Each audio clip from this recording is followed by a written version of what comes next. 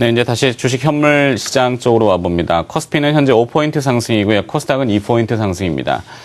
외국인 투자자들은 아직은 좀 순매수를 유지하는 것 같고요.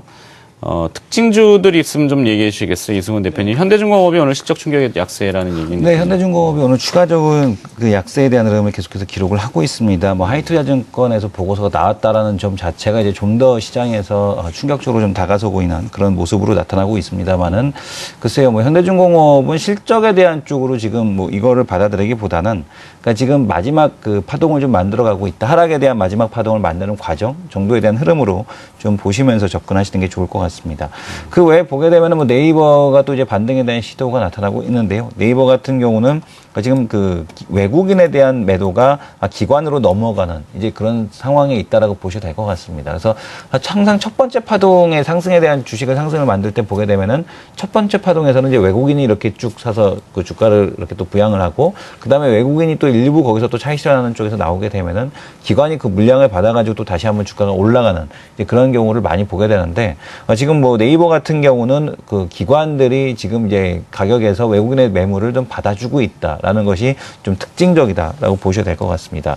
그 외에 보게 되면은 시장에서 오늘 같은 경우도 여전히 호텔신라, 그다음에 GKL, 파라다이스, 그리고 이제 아모레퍼시픽, 그리고 그 ACT라고 해서 지금 보게 되면은 한방 화장품에 납품하는 원료를 만드는 그런 회사죠.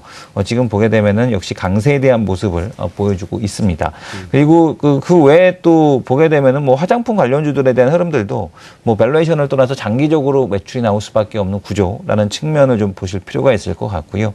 그 외에도 시장에서는 코스닥 종목들이 여전히 오르락내리락하는 가운데에서 삼천당 제약 같은 경우가 52주 신고가에 대한 흐름 계속해서 만들어가고 있는 것이 특징적으로 보입니다. 네, 삼천당 제약은 이승훈 대표가 여러 차례 이야기했던 기업이죠.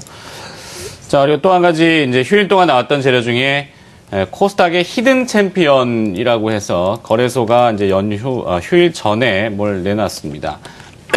죄송합니다. 현재 그 신규 편입된 기업들 보니까 기가레인 이게 사물 인터넷 관련 기업이죠. 맞습니까? 네, 맞습니다. 네, 거기 기가레인, 마크로젠, 성광밴드, 솔루에타, ICD, 영문명으로 또 ISC라는 기업도 있고, 해성옵틱스. 이 몇 가지 기업 중에 이승원 대표가 또 관심 기업으로 해주셨던 기업들이 또 섞여 있네요. 네네, 맞습니다. 지금 보게 되면은 그 거래소 같은 경우도 7개 기업, 작년에 20개 기업 발표했을 때도 그 중에 진짜 히든 챔피언이 나오지 않았습니까? 그렇죠. 장비업체, 이오테크닉스. 네네, 이오테크닉스 같은 경우도 엄청난 이제 주가 상승을 나왔는데요.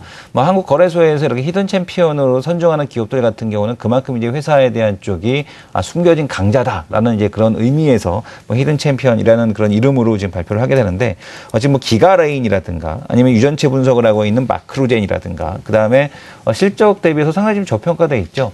지금 그 카메라 렌즈 모듈을 만들어서 삼성 전기에 납품하고 있는 해성옵틱스 같은 경우가 히든 챔피언으로 선정이 됐다라는 건 당연하다라고 보여지고 있고요. 그 중에서 조금 그 언급은 드렸습니다만은 말씀을 안 드렸던 이 해성옵틱스 같은 경우도 여전히 지금 시장은 신규 상장된 지 얼마 안 됐고 주가는 올라왔습니다만은 그럼에도 불구하고 PER 배수 자체가 5배, 6배 정도 수준이거든요. 그래서 이런 기업들 같은 경우는 주가가 굳이 내려가는 거를 걱정하시기보다는 올라간다라는 쪽에 대한 흐름으로 좀 더 보시면서 접근하셔도 좋을 것 같습니다. 네.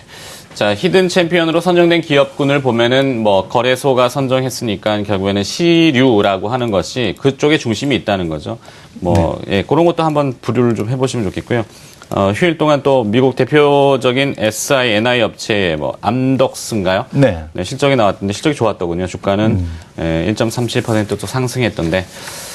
자, 또 뭘 해볼까요? 이제 SK케미칼, 아까 이제 말씀드리지 못했던 내용들 그렇죠, 보게 되면은, 그러니까 SK케미칼이 이제 그동안에 이제 투자했던 것을 이제 회수할 수 있는 기간에 대한 쪽으로 이제 진입을 하고 있습니다. 그래서 2015년부터 이제 그 매출이 본격적으로 발생이 된다라고 보셔야 될 것 같고요. 근데 올해는 그런 것들을 이제 반영해서 미리 좀 그 선취매하는 사람들이 매수를 해 들어가는 그런 구간이라고 보시면 될 것 같고, 역시 그 SK케미칼 내년부터죠. 본격적으로 8종의 백신 프리미엄에 대한 생산이 시작이 되고, 지금 보게 되면 슈퍼 엔지니어링 플라스틱에 대한 매출이 그 다음 해까지 또 이어진다라는 측면에서 놓고 봤을 때 성장성이라는 것이 매출로 이어지는 구간이 이제 본격적으로 됐기 때문에 주가에 반영되는 구간이 실적이 반영될 수 있는 구간이 좀 임박해 있다라는 측면으로 보시는 게 좋을 것 같고요. 하루 이틀 지금 SK케미칼은 뭐 하루 이틀로 보시는 것이 아니라 그렇죠. 중장기적인 관점에서 접근하시면은 좋은 결과가 있지 않을까 기대를 해봅니다. 네, 조금 긴 호흡으로 이 롱숏과 관련된 이야기가 있습니다만 이게 방송용이 아니라서 언급해드리긴 좀 어렵고 뭐 나쁜 내용은 아니니까요. 뭐 걱정하실 필요는 없는 것 같고. 하여튼 방송용과 또 비방용이 있어서 참 구별하기도 어렵습니다. 그죠? 네. 오늘 이승원 대표는 여기까지만 들을까요? 네. 네. 다음 월요일이 아니군요. 다음 주 이제 연휴 끝나고 다시 네, 뵐 때 또 색다른 내용, 중요한 내용들 잘 정리하셔서 소개시켜 주시기 바라겠습니다. 네, 트리플 플러스 이승원 대표로부터 개장 전후 함께하는 내용들을 들어봤습니다. 고맙습니다. 예.